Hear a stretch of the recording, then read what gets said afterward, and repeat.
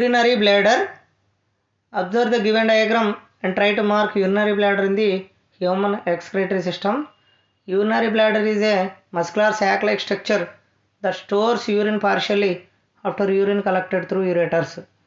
మన శరీరంలో మూత్రపిండాలు అనేవి రక్తాన్ని వడపోయడం ద్వారా మూత్రాన్ని తయారు చేస్తాయి. ఈ మూత్రనాళాల ద్వారా కింద ఉన్న సంచి లాంటి నిర్మాణంలో చేరుకుంటుంది. దీన్నే మనం మూత్రాశయము లేదా యూరినరీ బ్లాడర్ అని పిలుస్తాము. ఈ మూత్రాశయానికి 700 నుంచి 800 ml యూరిన్ని నిల్వ చేసే సామర్థ్యం ఉంది. Urinary bladder can store 700 to 800 ml of urine. ఈ మూత్రాశయాన్ని మనం పరిశీలించినట్లయితే bladder wall start sending signals to brain when filled to 400 ml.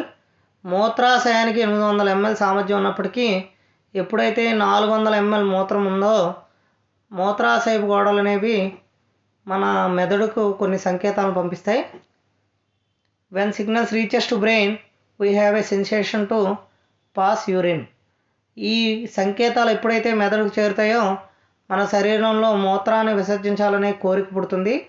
The sense we feel to urge to pass urine is called micturition, which we generally called it as a urination.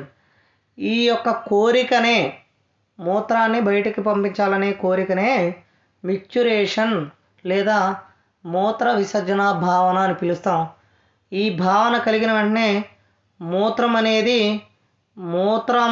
మూత్రాశయానికి ఉన్న చిన్న రంధ్రము ద్వారా బయటకు పోతుంది. ఈ రంధ్రాన్ని మనం ప్రసేకము అని పిలుస్తాం. ఆ బయటకు పోవడాన్నే మూత్ర విసర్జన అని అంటాము.